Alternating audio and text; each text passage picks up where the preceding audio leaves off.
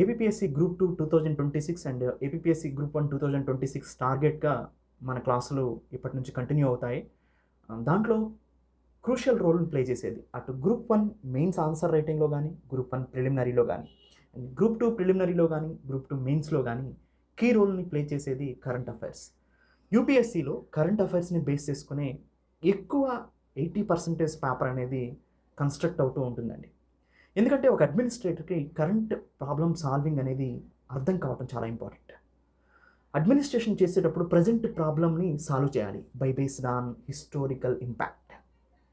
Standard సబ్జెక్ట్‌ని ఆధారంగా చేసుకొని ప్రెజెంట్ జరుగుతున్నటువంటి ఇష్యూని దీంతో లింక్ చేసుకొని దీన్ని సాల్వ్ చేయాల్సిన అవసరం ఉంటుంది. అందుకని అడిగేటువంటి ప్రశ్నలు కూడా గ్రూప్ 2 అండ్ గ్రూప్ 1లో కరెంట్ సాల్వింగ్ ప్రాబ్లమ్ బేస్‌ని చేసుకొని మిమ్మల్ని ప్రశ్నలు అడుగుతున్నారు. అందుకని రీసెంట్‌గా వచ్చే కరెంట్ అఫైర్స్‌ని కూలంకుషంగా అది ఏ సబ్జెక్ట్‌కి సంబంధించింది అని మనం తెలుసుకోవటం చాలా important.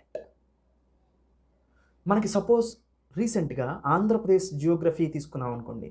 Tirupati urban development authority Suvarnarekha రివర్‌ని land grabbers నుంచి, అంటే ఆ ల్యాండ్ ఆక్యుపై చేసిన వాళ్ళ దగ్గర నుంచి ల్యాండ్ తీసుకొని ఆ రివర్‌ని పునర్జీవనం చేద్దాం అనుకుంటున్నారు. అప్పుడు అది ఏపీ జియోగ్రఫీకి సంబంధించిన కరెంట్ అఫైర్స్.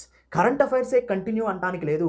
మనం అప్పుడు ఆ టాపిక్‌ని కరెంట్ అఫైర్స్‌గా ట్రీట్ చేసి దాని వెనకున్నటువంటి సువర్ణరేఖ రివర్ గురించి మొత్తం చదువుకోవాలి.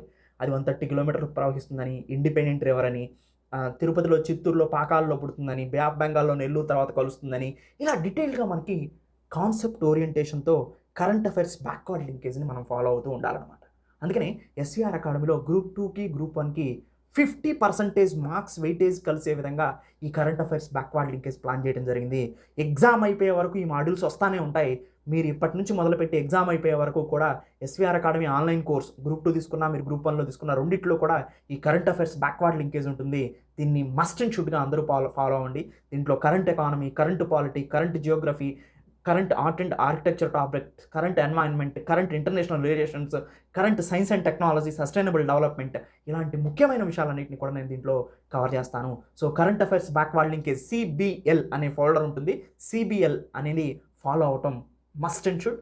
మీరు నాతో క్యారీ అయితే ఈసారి వచ్చే ఎగ్జామ్లో 50% మన టార్గెట్గా ఈ సిబిఎల్ ఫోల్డర్ని తీసుకెళ్దాం. Thank you. Have a nice day.